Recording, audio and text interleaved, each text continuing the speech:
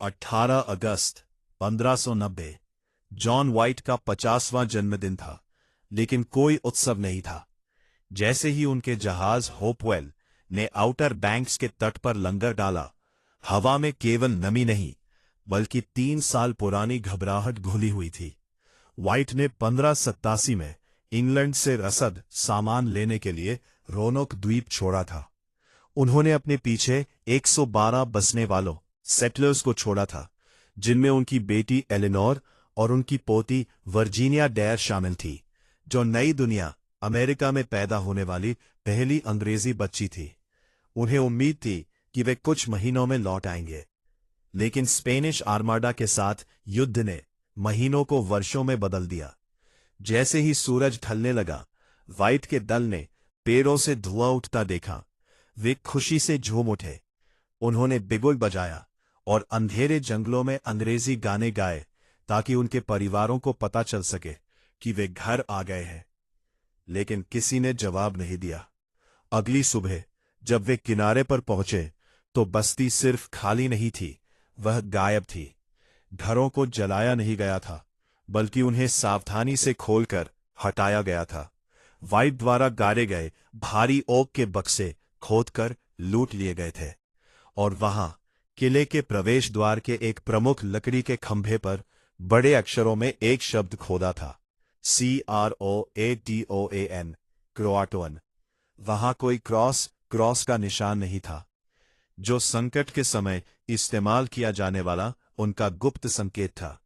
Code के अनुसार इसका मतलब था कि वे अपनी मर्जी से वहां से गए थे, लेकिन कहां और उन्होंने कोई और सुराग क्यों नहीं छोड़ा।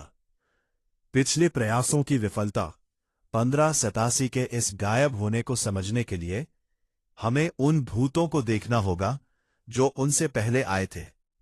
रोनोक इंग्लैंड का पहला प्रयास नहीं था, ये तीसरा था, और पिछले 2 विनाशकारी रहे थे।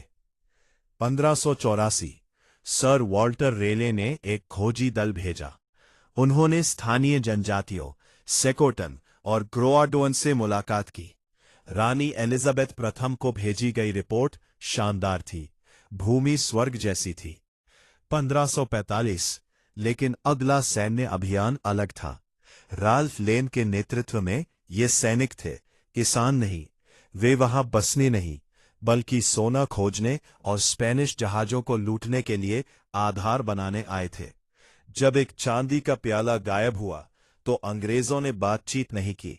उन्होंने एक पूरे मूल निवासी गांव को जलाकर राख कर दिया। हैरानी की बात नहीं थी कि स्थानीय कबीलों ने भोजन साझा करना बंद कर दिया। भूखे और डरे हुए सैनिकों ने किला छोड़ दिया। वे इतनी जल्दी में भागे कि अपने 3 साथियों को पीछे छोड़ गए, जो फिर कभी नहीं देखे गए। 1587 की खोई हुई बस्ती। फिर आता है 1587 का समूह। इस समूह में 41 पुरुष, 17 महिलाएं और 11 बच्चे थे। ये मध्यम वर्गीय लंदनवासी थे जो एक नई शुरुआत की तलाश में थे, लेकिन वे उतरने से पहले ही संकट में थे। उनका पायलट साइमन फर्नांडिस निजी लूटपाट प्राइवेटियरिंग की जल्दी में था। उसने उन्हें चेसापीक खाड़ी तय स्थान ले जाने से मना कर दिया और उन्हें रोनोक पर ही उतार दिया, एक ऐसी जगह जहां पिछले साल की घटनाओं के कारण स्थानीय जनजातियां अब शत्रुतापूर्ण थी। उतरने के कुछ ही हफ्तों के भीतर जॉर्ज हावे नाम का एक निवासी मृत पाया गया, जिसे केकड़े पकड़ते समय 16 तीरों से मार दिया गया था। निवासी डरे हुए थे। उन्होंने जॉन वाइट से इंग्लैंड जाकर मदद मांगी, मांगने की गुहार लगाई। वो चले गए और यहीं से असली रहस्य शुरू होता है। क्रोआटोन का सुराग। जब जॉन वाइट ने 1590 में उस क्रोआटोन नक्काशी को देखा तो उन्हें वास्तव में राहत मिली, क्योंकि क्रोआटोन, जिसे अब हैटरस द्वीप कहा जाता है, मांटियो का घर था। मांटियो एक स्थानीय मूल निवासी था जो लंदन गया था, अंग्रेजी बोलता था और बसने वालों का पक्का सहयोगी था। वाइट के लिए उस चिन्ह का अर्थ था, हम अपने दोस्तों के साथ चले गए हैं। लेकिन यदि ऐसा था तो वाइट वहां क्यों नहीं गए? इसका कारण था दुर्भाग्य और खराब मौसम।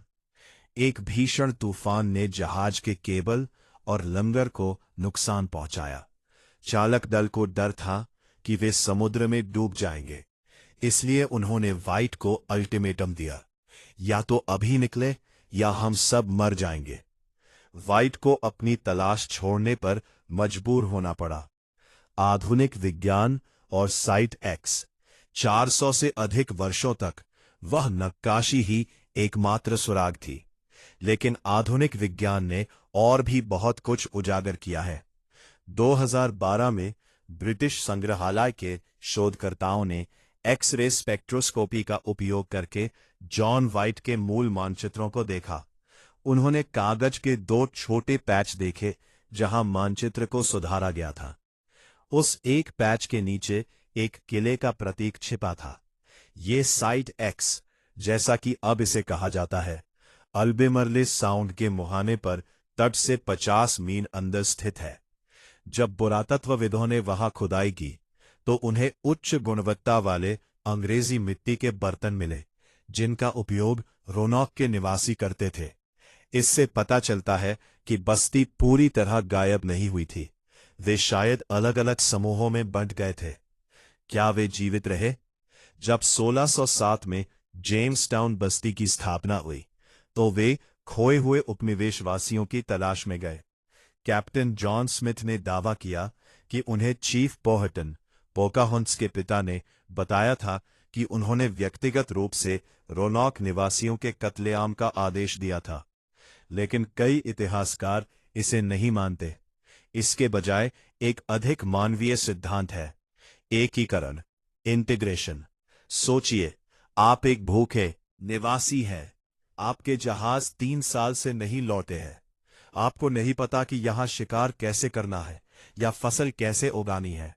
आपके दक्षिण में क्रोआटोआन लोग हैं जो सदियों से यहां रह रहे हैं। 1700 के दशक तक खोजकर्ताओं ने उत्तरी कैरोलिना में लुम्बी जनजाति से मुलाकात की। उन्होंने कुछ अजीब देखा। जनजाति के कई सदस्यों की आंखें नीली थी, बाल हल्के थे और वे अंग्रेजी का एक पुराना रूप बोलते थे। कुछ के उपनाम भी रोनोक के निवासियों जैसे थे, जैसे सैमसन और डेर। निष्कर्ष, हो सकता है कि खोई हुई बस्ती का डीएनए आज भी उन लोगों के वंशजों में जीवित हो जिन्होंने उन्हें बचाया था। रोनोक का रहस्य हमें याद दिलाता है कि सभ्यता पर हमारी पकड़ कितनी कमजोर है। शायद खो जाना गलत शब्द है। शायद वे खोए नहीं थे। शायद वे बस एक अलग संस्कृति और एक अलग परिवार द्वारा अपना लिए गए थे। क्रोआटोआन शब्द मदद की पुकार नहीं थी, ये एक गंतव्य था।